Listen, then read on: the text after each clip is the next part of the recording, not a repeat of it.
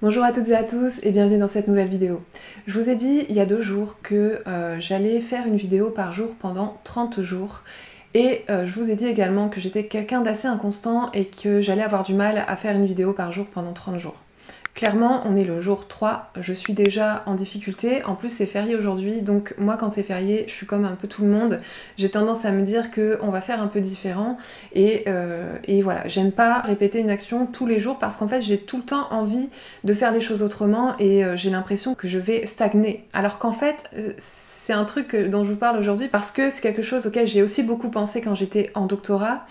C'est la question de la réussite. Comment on fait pour réussir un projet comme le fait d'obtenir un doctorat, sachant qu'on est souvent assez inconstant, que c'est des projets qui sont hyper ambitieux et que souvent on a quand même du mal à se sentir à la hauteur tout le temps. Pour moi, il y a 3 clés qui vont être déterminantes pour votre réussite. C'est pas d'acquérir la méthode de la recherche parce que ça, tout le monde peut le faire. La première chose qu'il faut savoir, c'est de comprendre que l'humain va souvent être bloqué, paralysé face à des projets qui sont ambitieux. Quand vous avez un truc comme une thèse à écrire, forcément vous êtes bloqué parce que il faut commencer, et quand on commence, on a l'impression qu'il faut tout faire en fait. Que là aujourd'hui, je dois commencer à écrire ma thèse, donc j'ai l'impression que je dois écrire toute une thèse aujourd'hui ou ce mois-ci.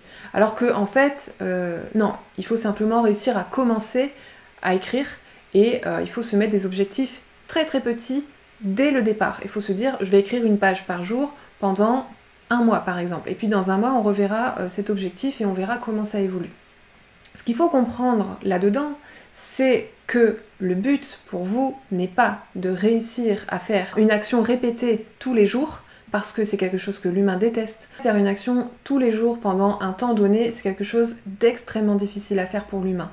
L'humain déteste faire ça. Si vous lancez le challenge à quelqu'un d'aller marcher 1 heure tous les jours pendant 30 jours, c'est un challenge qui paraît assez faisable en fait, eh bien vous allez vous rendre compte à quel point c'est super difficile de faire ça. C'est super difficile de réussir à aller marcher 1 heure tous les jours pendant 1 mois.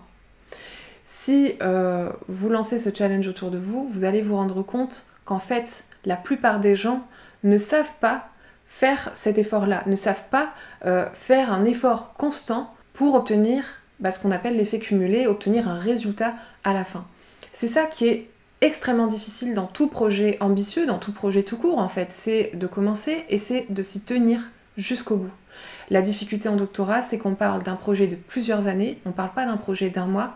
Donc l'une des clés pour réussir, c'est vraiment de comprendre qu'il ne faut pas vous flageller s'il y a un jour où vous ne le faites pas, s'il y a un jour où vous n'y arrivez pas, s'il y a 1 mois où vous n'y arrivez pas. Il faut comprendre que c'est de toute façon extrêmement difficile, donc ne vous mettez pas en échec, c'est quelque chose qui est humain, qui est extrêmement dur à surmonter, donc si vous le comprenez, vous allez réussir à l'approcher autrement en fait, ce problème. Dites-vous qu'il faut que vous fixiez par exemple des choses à faire toutes les semaines pendant 1 mois, toutes les semaines pendant 1 trimestre et tous les mois, etc. Ayez des petits objectifs comme ça, des petits objectifs atteignables qui ne vous demandent pas un effort tous les jours, mais un effort toutes les semaines par exemple. Ça, c'est quelque chose de concret qui vraiment peut faire la différence sur plusieurs années. Parce que vous allez être la personne qui a réussi à avoir en tête son objectif et de ne pas flancher en fait face à l'ampleur de la tâche ou face à l'idée que c'est pas par des petites actions qu'on y arrive. En fait si, c'est par des petites actions répétées que vous allez réussir à écrire votre thèse et aller au bout de ce doctorat. La deuxième clé pour réussir son doctorat, c'est de connaître son pourquoi. Je le répète dans plein de vidéos, je suis convaincue que si vous ne connaissez pas votre pourquoi, vous n'allez pas y arriver, tout simplement pour les raisons que je viens d'évoquer dans la première partie. C'est l'objectif qui est constant en vous. On est tous inconstants en fait. On est tous extrêmement inconstants, on a tous du mal à répéter des actions dans la durée, on a du mal aussi à se mettre au travail quand on a un très gros truc à faire.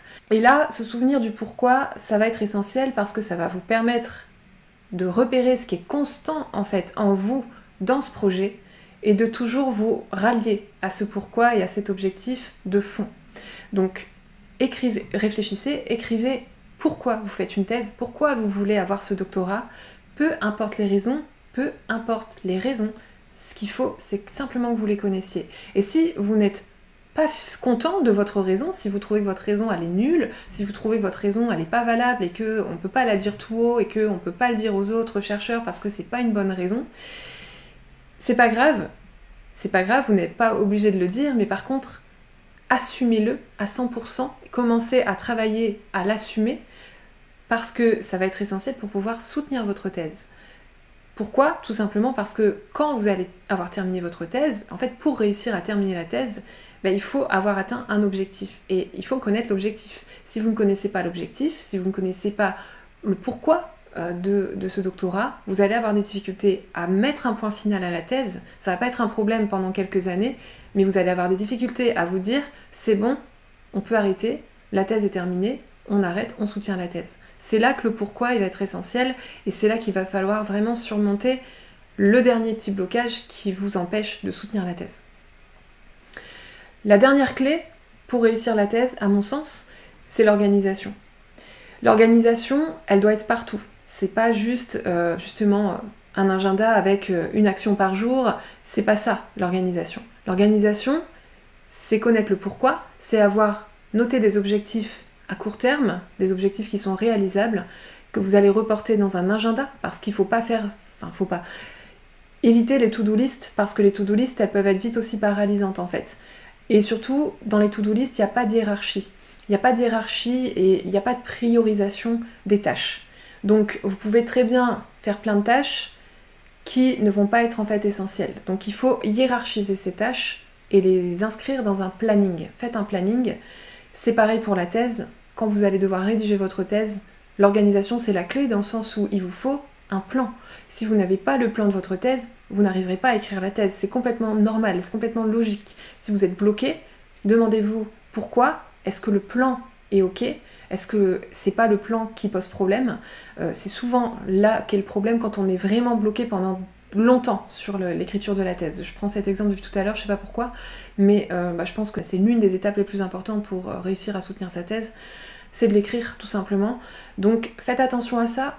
Ayez en tête l'organisation. L'organisation, c'est pas avoir une routine matinale, pas seulement en tout cas. Vous pouvez très bien ne pas avoir de routine matinale, vous pouvez très bien vous lever à 10h tous les matins, vous pouvez très bien travailler toute la nuit et dormir toute la journée, vous pouvez très bien écrire pendant 2 semaines sans vous arrêter et ensuite pendant un mois faire autre chose. Peu importe, l'organisation, c'est vraiment connaître son rythme de travail, connaître ses objectifs et toujours travailler dans le sens de votre pourquoi et dans le sens de votre objectif de fond, celui qui est constant en vous. Mettez-vous au service de cet objectif-là. Surtout, vous paniquez pas si dans le long terme, vous avez l'impression que vos objectifs sont trop petits. Vos objectifs sont jamais trop petits. Tant que vos objectifs de court terme sont au service de l'objectif final et du projet, vous avancez. Et si vous avancez, c'est bon. Il n'y a pas besoin d'avancer vite, il n'y a pas besoin d'avancer d'une certaine manière, le but c'est juste d'avancer. Donc faites ça et vous allez voir que les choses vont se mettre en place, que vous allez apprendre à gérer votre façon de travailler, que vous allez apprendre à assumer cette façon de travailler parce que vous allez voir que ça fonctionne. La réussite dans la thèse, c'est pas une question d'intelligence, c'est pas une question de méthode de la recherche, etc. Ça c'est des choses qu'on apprend, c'est des choses qui sont évidentes. La clé de la réussite en thèse, elle est ailleurs, elle est dans le mental et elle est dans votre capacité à gérer un projet de long terme sans faillir en fait. Vous pouvez faire des pauses, mais allez toujours chercher l'objectif qui est au fond de vous, parce que c'est lui qui va vous porter jusqu'au bout. Il faut le connaître, il faut le découvrir et il faut travailler avec lui main dans la main. Ce sera tout pour les petites réflexions du jour. Je vous souhaite une excellente journée, une belle journée fériée. J'espère que pour vous aussi, les choses seront un peu différentes aujourd'hui. Et à demain pour la question du jour.